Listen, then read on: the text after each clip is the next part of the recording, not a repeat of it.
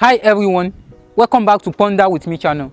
So today I want to talk about something we've all struggled with at some point: procrastination.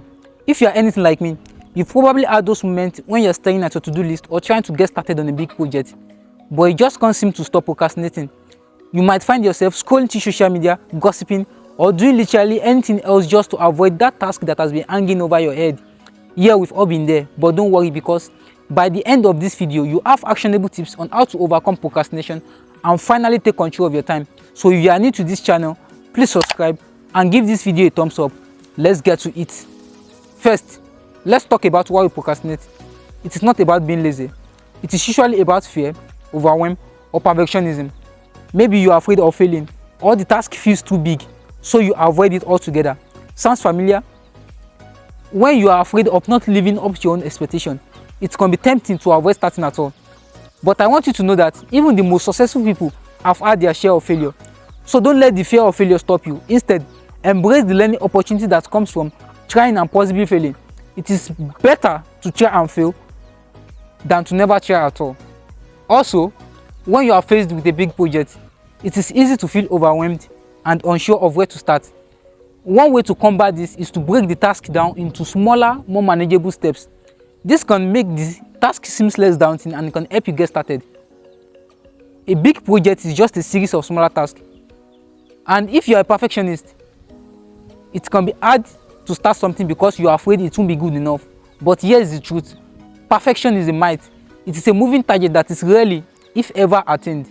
So instead of striving for an unattainable ideal, focus on making progress. Celebrate small wins and keep moving forward. Learn from your mistakes. Your first cut, draft, or attempt may not be perfect, but it is crucial steps toward growth, improvement, and ultimately excellence. Starting is the hardest part of any task, project, or goal. It is the initial push that is required to get things moving, and it's often the most challenging part of the entire process. By taking that first step and start, we can build the momentum and confidence, and we can also develop the skills and knowledge we need to succeed. So don't be afraid to take the first step and start, because you never know where it might lead. When you are trying to work on a task, it is so easy to get sidetracked by the countless distractions that surround us: social media notifications, video games, the news, the list goes on. And if you are constantly picking up your phone or browsing the internet, it can be hard to be focused on what you are doing. So to create an environment that promotes focus, you need to eliminate all distractions. This might mean finding a quiet workspace, using noise-cancelling headphones, or working in a room with minimal interruptions. By creating an environment that promotes focus, you can stay on track and achieve your goal. Taking action is a skill, and like any skill, it gets easier with practice. Don't forget to take action on what you've learned today. Create a schedule and stick to it.